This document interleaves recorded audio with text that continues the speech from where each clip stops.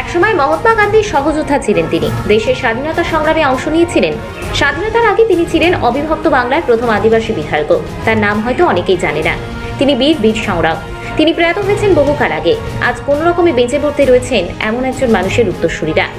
অভিযোগ, একসময় সরকারের তরফে তাদের কিছুটা কৃষি জমির পাট্টা দেওয়া হলেও এলাকার প্রভাবশালী তৃণমূলীরা সেই জমি দখল করে নিয়েছে। সাথে ঘর, উপরে শতচ্ছিদ্র চালা। বৃষ্টি হলে ঘরের ভিতরটা কাদায় মাখামাখি। এই দারিদ্র্যের মধ্যে দিন কাটালেও বীরসাও রাওয়ের উত্তরসূরিরা তেমন কোনো সরকারি সাহায্য পান না। জরাজীর্ণ বাড়ি থাকলেও তাদের নাম সরকারি ঘরের তালিকায় ওঠেনি। শনিবার বীরসাও রাওয়ের পরিবারের এমনই পরিস্থিতি খতিয়ে দেখলেন স্থানীয় থানার আইসি। সবকিছু শুনে দ্রুত পদক্ষেপ করার আশ্বাস দিয়ে গেলেন তিনি। প্রয়াত বীর বীরসাও রাওয়ের বাড়ি হরিশ্চন্দ্রপুর থানার তেঁতুলবাড়ি গ্রামে। এখন ওই বাড়িতে থাকেন তার নাতবউ এবং তার পরিবার। অপুষ্টি চিহ্ন সবার শরীরে। সবাই দিন মজুরি করেন।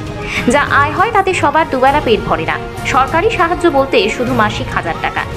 এই দিন এই পরিবারটির সঙ্গে দেখা করতে গিয়েছিলেন হরিশ্চন্দ্রপুর থানার আইসি মনোজিৎ সরকার।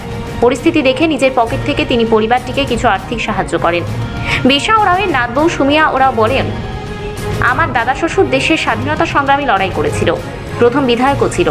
স্বাধীনতার লড়াই জেতার পর তার কি হয়েছিল আমার জানা নেই। আমরা এখন খুব সমস্যায় আছি। সরকারের কাছ থেকে কিছু পাইনি। টাকা পয়সা, ঘর বাড়ি কিছু না। তবে সরকার আমাদের পাট্টার জমি দিয়েছিল।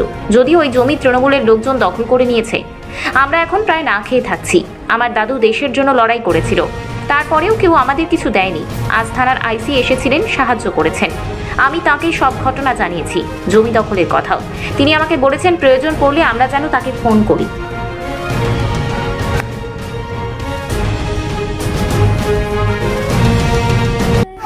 বলছি, বীরসাও রাও কি ছিল আপনার? আমাদের দাদু শ্বশুর এমএলএ ছিল।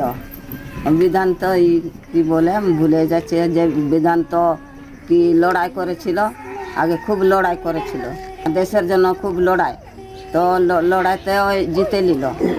জিতে পরে থেকে যে আমরা জানছি না কি বললো না বললো।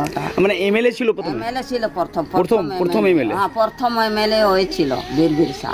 আচ্ছা, সমস্যা কোনো এমএলএ ছিল তো কিছু তো আমরা পাইনি। কই পাচ্ছি কিছু জিনিস তো আমরা পাইনি। না টাকা, না পয়সা, না ঘর, না বাড়ি, কিছু পাইনি। ঘর পাননি? সরকারি ঘর পাননি? পাইনি। কেউ সাহায্যও করেন আপনাদেরকে? না। আচ্ছা, হ্যাঁ, পাট্টা জমিন দিয়েছিল তো যে দখল করে নিল। কারা এটা? কারা? তৃণমূল নানা কে করেছিল, রায় করে নিল। ও, সরকার দিয়েছিল পাট্টা? দিয়েছিল আমাদের পাট্টা জমি। এই বাংলা আমার দাদু এমএলএ ছিল তো আমাদেরকে কিছু দিল না। কে আমরা তো দেয়া না খেয়ে থাকছি। এখন আমাদের তো কিচ্ছু পায়নি। লড়াই করে আমার দাদু গেল তো কই কিচ্ছু তো দিল না আমাদেরকে। তো মারা গেল তো এখন আমরা পাইনি কিছু, টাকা না পয়সা, না জমি, না জায়গা না। আজকে পুলিশ এসেছিল, আইসি এসেছিল, সাহায্য করলো? সাহায্য করলো। এখন বললো যে যখন তোদের অসুবিধা হবে তখন আমাকে ফোন করবি বললো। শুনলাম এটা আমিও, তবে সত্যি এটা মানে দুঃখজনক ব্যাপার। কারণ সম্মানীয় এবং স্বর্গীয় বীর বীরসাও রাও প্রথম এমএলএ ছিলেন আমাদের এখানে এবং অনেক লড়াই করেছেন। অনেক অবদান আছে ওনার মালদা জেলার প্রতি। তো প্রশাসনের তরফ থেকে আজকে পুলিশ গেছিলো।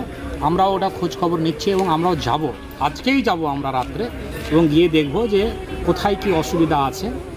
আর বিডিও সাহেবের কাছে আমরা অনুরোধ করব, ওনার পরিবারকে একটা যদি কোনো ঘরের ব্যবস্থা করে দেওয়ার সুযোগ থাকে তো অবশ্যই যেন প্রশাসন অর্থাৎ বিডিও সাহেব যেন সেটা করে দেয়।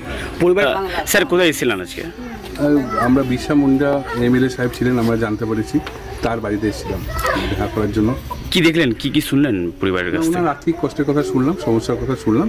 আমরা আমাদের থ্রু প্রপার চ্যানেল আমরা জানাবো আমাদের, যাতে আরও কিছু সুরা হতে পারে। উনি সামান্য 1000 টাকা ভাতা পান। তো এটা আমাদের জন্য, উনি একটা প্রণম্য লোকের বাড়ির সদস্য, সেই সদস্যদের আরও ভালো থাকে সেটা আমাদের দেখার কর্তব্য। তো যদি আমরা আগামী সুযোগ পাই, বিডিও সাহেবের কাছে আমি কথা বলবো না, তো কথা বলে যদি আরও সুবিধা পান সরকারের তরফ থেকে সেই ব্যবস্থা করে। এটাই মানে দুর্দশার ছবি উঠে এসেছিল স্যার এর আগে। এটা নিয়ে কি দেখলেন স্যার এখানে? এটা তো সত্যি, এটা আমরা এই জন্যই আমি নিজে পার্সোনালি এনকোয়ারি করতে, ব্যাপারটা সত্যি কিনা, কী অবস্থায় উনি আছেন সেটা আমরা সরকারের কাছে তুলে ধরবো এবং সরকারের মানবিক মুখ অবশ্যই দেখবেন।